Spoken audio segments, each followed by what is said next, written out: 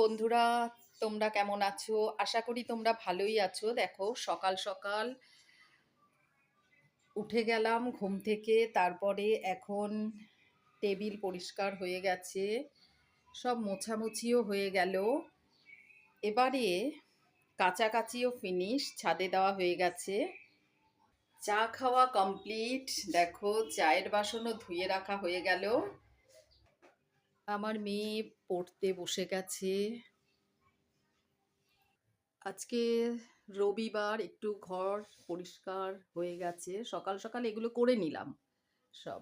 দেখো, আজকে রবিবার, আজকে আমি এই খাসির মাংস করব। আর সকালের টিফিনে একটু গোবিন্দভোগ চাল দিয়ে আমি খিচুড়ি বানাবো। পরিষ্কার করে ধুয়ে নিলাম, ধুয়ে এবারে স্ট্রেনারের মধ্যে রেখে দিলাম। দেখো, মাংসের মশলা, পেঁয়াজ আদা রসুন এখানে রয়েছে, কাঁচা লঙ্কা রয়েছে, টমেটো রয়েছে। এবারে গাজর আর পেঁপে সবগুলো দিয়ে অল্প একটু ডাল দিয়ে আমরা টিফিনে আজকে খিচুড়ি খাবো।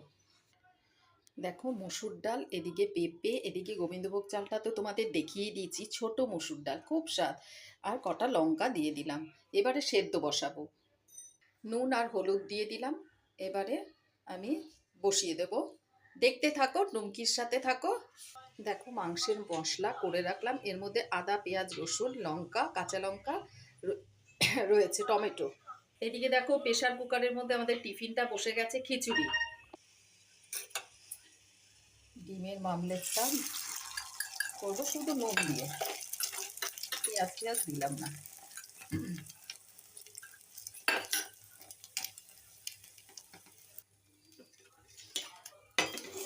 ও পিঠটা উল্টে দিই। দেখো, আমার ডিমের মামলেট এই পিঠটা হয়ে গেছে। দেখো, খাসির মাংসের মধ্যে এখন মেখে রাখবো। দই দিলাম, নুন দিলাম, লঙ্কার গুঁড়ো দিলাম, এদিকে হচ্ছে হলুদ দিলাম। এবারে মেখে অল্প একটু সর্ষের তেল দেব। এবারে মেখে রেখে দেবো আমি খানিকক্ষণের জন্য। এবার একটু তেল দিয়ে দিই, মেখে রেখে দেব। দেখো, মাংসটা ম্যারিনেট করে রেখে দিলাম। ভালো করে মাখতে হবে। নুন, দই সব কিছু রয়েছে।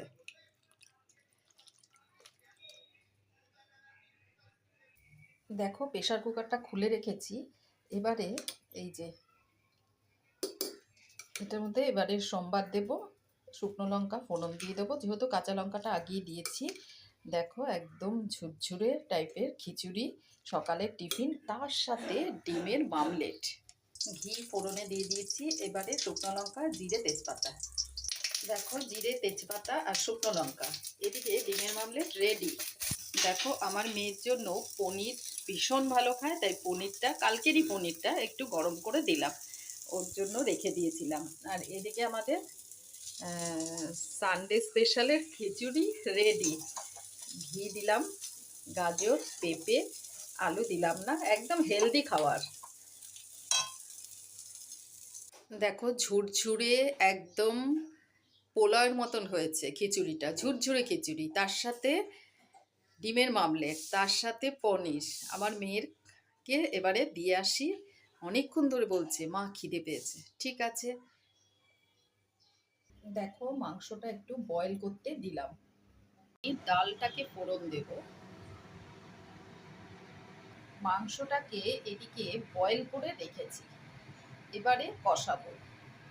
কারি পাতা ডালে ফোড়ন দেব। দেখো, কারি পাতা শুকনো করে রাখি। মৌরি ফোড়ন দেব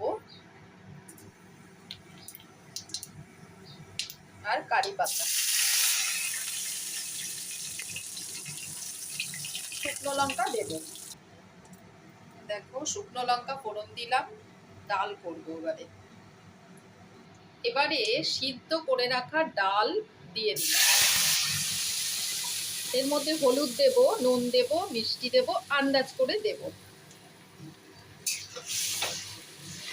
আর গরম জল দেব।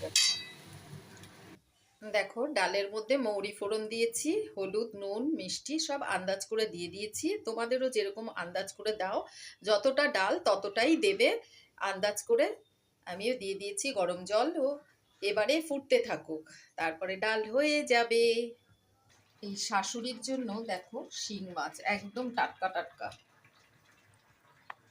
শিং মাছ, নড়ছে, কাটার পরও দেখো নড়ছে কিরকম, দেখি, এই দেখো কাটার পরও নড়ছে। দেখো এখন মাংসের আলুগুলো একটু ভেজে নেব, বয়েল করে নিয়েছি, তোমাদেরকে তো দেখিয়েছি, বয়েল করে জলটা ফেলে দিয়েছি, এবারে আমি হালকা করে ভাজবো। খাসির মাংসে চর্বি আছে, তাই বেশি তেল দেব না, এমনিতেও আমি বেশি তেল দিয়ে রান্না করি না, তোমরা দেখতেই পাও।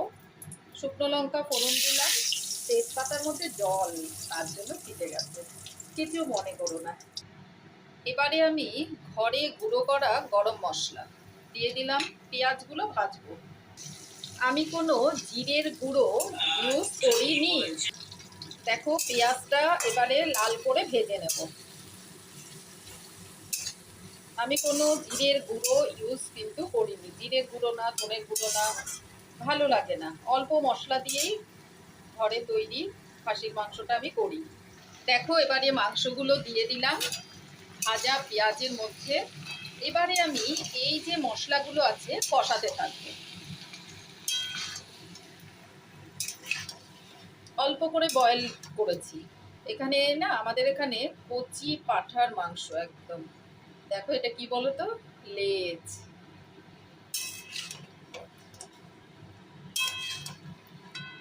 চর্বি ছাড়া মাংস আনা হয়েছে, কষুক। অল্প করে জল দিলাম, একটু ভালো করে এবারে কষতে থাকুক, তারপরে গরম জল দিয়ে দেব।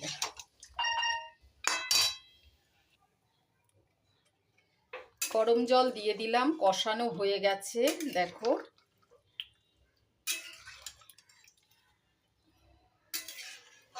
এটা রিয়াজি খাসি না, এটা হচ্ছে কচি পাঁঠার মাংস, বেশিক্ষণ লাগবে না নরম হতে, হতে থাকুক। দেখো এবারে হতে থাকুক, ঢাকনা চাপা দিয়ে দিলাম।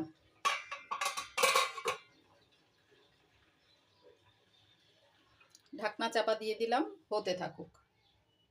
দেখো এখন এই অবস্থাতে আমি ভেজে রাখা আলুগুলো দেব।